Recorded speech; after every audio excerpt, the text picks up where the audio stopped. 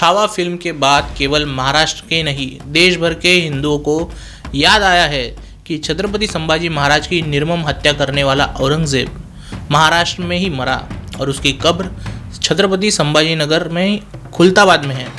चूंकि देश भर में हिंदू चेतना जागृत हो रही है, धीरे धीरे हिंदू समाज को भविष्य के खतरे दिखाई देने लगे हैं। हिंदुओं ने अपने पक्ष रखना शुरू किया है। वैसे ही छावा फिल्म को देखने के बाद हिंदू ये बात एकदम सटीकता से समझ गए हैं कि औरंगजेब की कब्र उनकी गुलामी की निशानी है। इसलिए हिंदू समाज की मांग है कि इस गुलामी की निशानी को उखाड़ फेंका जाए, जो कि एक जायज़ मांग है। लेकिन संपूर्ण हिंदू समाज देश भर में फैले 27,000 या फिर उससे भी अधिक संख्या के औरंगजेबों को देश से उखाड़ फेंकना भूल चुका है। कैसे, आइए देखते हैं इस वीडियो में।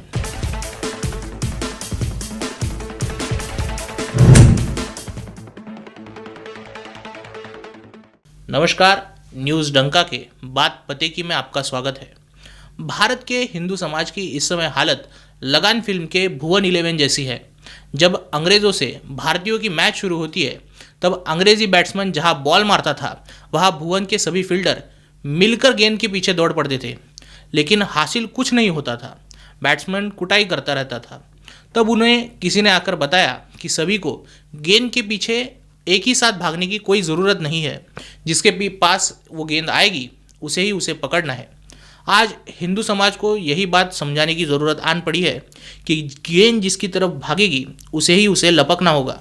इसमें कोई शक नहीं है कि औरंगजेब की कब्र महाराष्ट्र में छत्रपति शिवाजी महाराज की धरती पर होना संपूर्ण हिंदू समाज पर कलंक है। औरंगजेब की कब्र हिंदू समाज पर केवल गुलामी की निशानी न होकर भारत के विभाजन के बाद भव्य दिव्य स्थिति में दिखाई देना हिंदू समाज के पुरुषार्थ पर सवाल खड़े करता है। उदाहरण के लिए, क्या किसी में आज हिम्मत है कि इजराइल में हिटलर के नाम से जाके स्मारक बनाए? इजराइल छोड़ो, उसके अपने देश जर्मनी या ऑस्ट्रिया में तक उसे अपनाने के लिए कोई तैयार नहीं है। वैसे ही भारत पर आक्रमण कर भारत के संसाधन लूटने वाला, अपराध करने वाला, भारतीयों पे अत्याचार करने वाला औरंगजेब और उसकी कब्र जल्द से जल्द हटानी होगी। लेकिन कांग्रेस ने अपने कार्यकाल के दौरान लाडले मुसलमानों के तुष्टीकरण के लिए इस कब्र को संजय रखने की एक व्यवस्था करके रखी थी। उसके पुख्ता इंतजाम कर रखे थे। कब्र को हेरिटेज प्लेस घोषित करने के बाद इसे सुरक्षित रखना राज्य की जिम्मेदारी बनी है। यानी कानूनन सरकार उसे तब तक हटा नहीं सकती जब तक उसे हेरिटेज साइट की सूची से हटाया न जाए।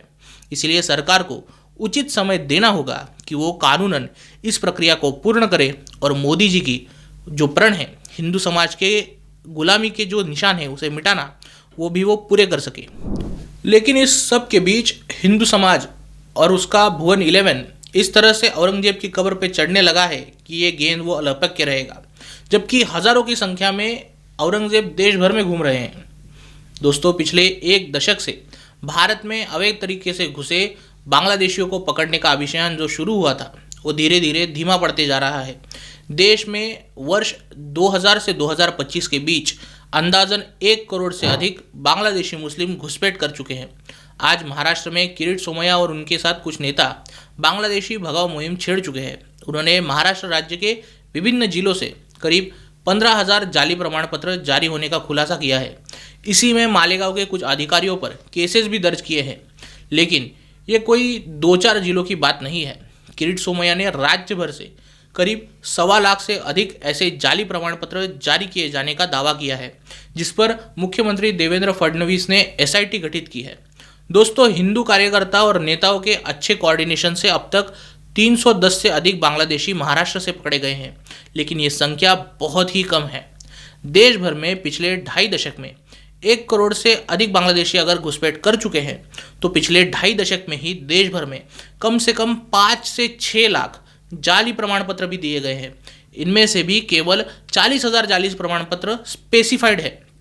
यानी कुल संख्या के 10% से भी कम जानकारी आज जांच एजेंसियों के पास है। एक बार आप जन्म प्रमाण पत्र पा जाते हैं तो आपको कोई और प्रमाण पत्र पाने में दिक्कत का सामना नहीं करना पड़ता। आपका जन्म जहां हुआ है वहीं से आपकी नागरिकता का प्रमाण समझा जाता है। इसीलिए किसी भी बांग्लादेशी घुसपैठ को इसकी सुविधा प्राप्त न हो, ये सभी सरकारी कर्मचारियों की जिम्मेदारी है, जिससे वो रोज भ्रष्टाचार के सहारे चबाकर थूक रहे हैं। वही भारत के विभिन्न राज्यों से कुल मिलाकर 1 करोड़ में से अभी तक केवल 22,000 बांग्लादेशियों को पहचाना गया है, यानी 99 लाख बांग्लादेशियों को हमने पहचाना भी नहीं है। वो देश भर में सिर उठाकर मजे से घूम रहे हैं। आगे का विषय तो और भी दिलचस्प है।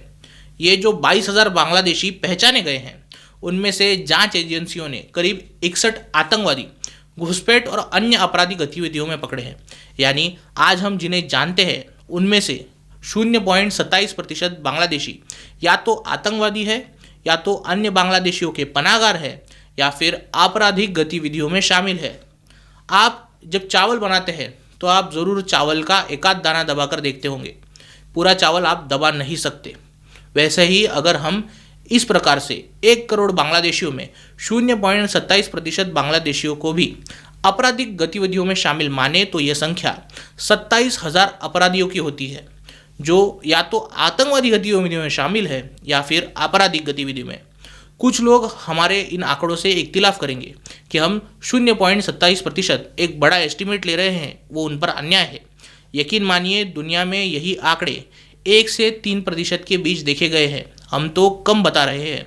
अब जब मरे हुए औरंगजेब की कब्र को उखाड़ने के लिए हिंदू इतने आक्रामक हो रहे हैं, तो औरंगजेब की तरह ही भारत में घुसकर भारत के संसाधनों पर हक जताने कर भारत के खिलाफ आपराधिक गतिविधियां करने वाले इन 27,000 औरंगजेबों के खिलाफ हिंदुओं को कितना आक्रामक होना चाहिए, कमेंट सेक्शन में ज़रूर बताइए।